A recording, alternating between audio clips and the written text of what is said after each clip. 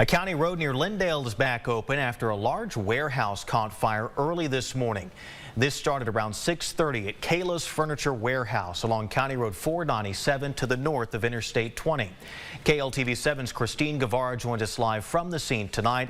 And Christine, we can see the smoke still there behind you.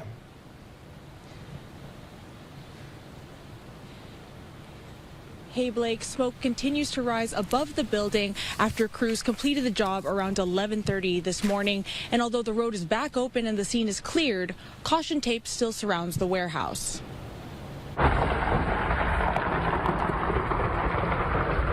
The 30,000 square foot size building went up in flames this morning around 6:30. The warehouse was filled with furniture supplies. Where they're cutting lumber and building furniture. It was about 80–90% involved whenever fire crews got here. It's going to be a total loss.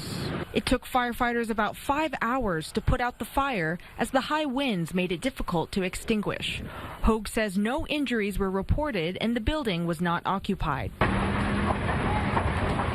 We spoke with Stephanie Williams, who lives right across from the warehouse. She shared her observations when the fire started. My alarm went off at 6:30 and I heard this strange popping noise, and I'd never heard anything like it before. And so I looked out the window just over here and there were just flames everywhere. She says this is not the first time the warehouse has caught on fire. The building's caught a few times over the years.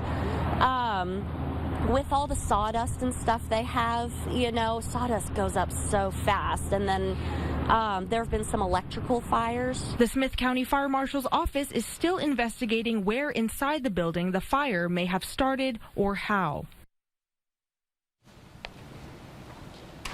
And no word yet from the owners from Kayla's Furniture Warehouse on their plans of possibly rebuilding. Live near Lindale, Christine Guevara, KLTV 7 News. All right, Christine, our thanks to you this evening.